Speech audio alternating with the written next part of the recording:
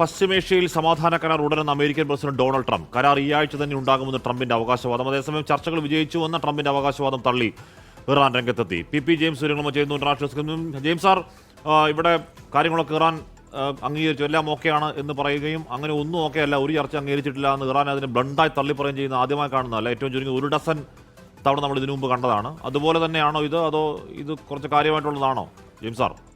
ഹാഷ്മി, ഇത് വല്ലാത്തൊരു കാര്യമാണ്. ഒരു ഭാഗത്ത് അമേരിക്കയുടെ പ്രസിഡന്റ് ഒന്നിനു പുറകെ ഒന്നായിട്ട് ഇങ്ങനെ പറഞ്ഞുകൊണ്ടിരിക്കുക. ഏപ്രിൽ 20 തുടങ്ങിയതാണ് ഹാഷ്മി. ഏപ്രിൽ 20 പറഞ്ഞു ഇതാ യുദ്ധം തീരാൻ പോകുന്നു എന്ന് ട്രംപ് പറഞ്ഞു. ഏപ്രിലിൽ തീർന്നില്ല, അത് ഒരു തവണയാണ് പറഞ്ഞത്. പക്ഷേ മെയ് മാസത്തിലെ കണക്കെടുത്താൽ 5 തവണ ട്രംപ് ഇതാ യുദ്ധം തീരുന്നു എന്ന് കൃത്യമായി പറഞ്ഞ് അത് അന്താരാഷ്ട്ര മാധ്യമങ്ങൾ മുഴുവൻ റിപ്പോർട്ട് ചെയ്തതാണ്.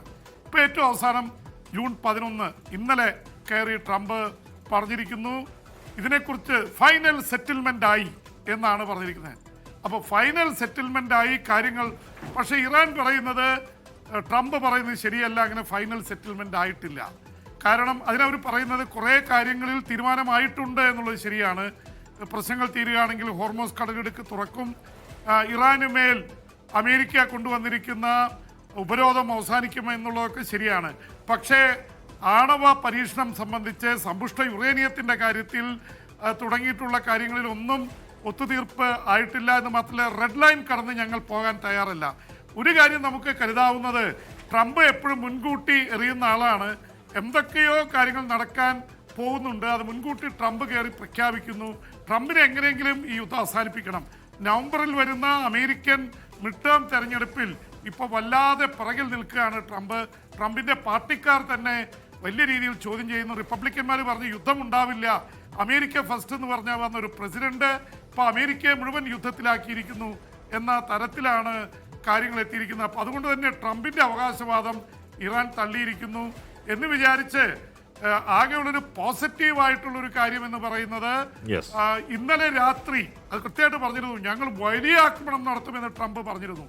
ആ ആക്രമണത്തിൻ്റെ രാത്രി എത്തിയപ്പോൾ ട്രംപ് പതുക്കെ പിൻവലിഞ്ഞു, ഞങ്ങൾ ആക്രമിക്കുന്നില്ല, സെറ്റിൽമെൻ്റായി. ഇപ്പോൾ ട്രംപിന് എന്തെങ്കിലും പറയണമല്ലോ.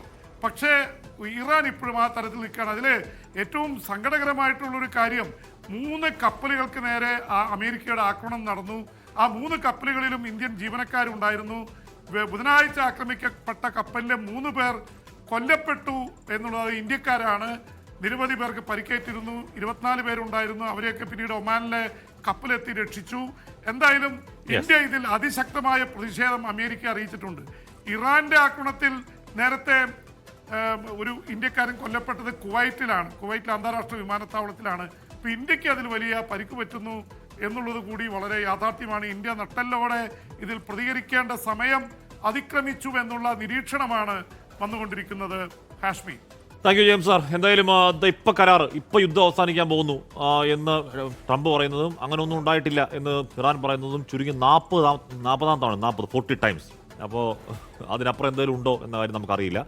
എന്തായാലും ഇറാൻ പറയുന്നു ചർച്ചയ്ക്ക് ഞങ്ങൾ തയ്യാറാണ്, പക്ഷേ ആ ചർച്ച നടക്കുന്നത് ഞങ്ങളുടെ ടൈംസിലായിരിക്കണം എന്ന് ഇറാൻ ഇപ്പോഴും ഉറച്ചു നിൽക്കുന്നു. എന്താകുമെന്ന് കാത്തിരുന്ന് കാണാം. സമാധാനം തൽക്കാലം പുലരുന്നില്ല എന്നാണ് യാഥാർത്ഥ്യം.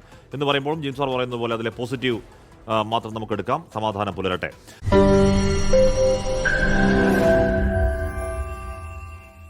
ലോകത്തെവിടെയായാലും ഏത് സമയത്തും 24 വാർത്തകളും ഓഗ്മെന്റഡ് റിയാലിറ്റി പാക്കേജുകളും എക്സ്പ്ലെയിനറുകളും വിശദമായി കാണാൻ ഞങ്ങളുടെ യൂട്യൂബ് ചാനൽ നിങ്ങൾക്ക് സബ്സ്ക്രൈബ് ചെയ്യാം.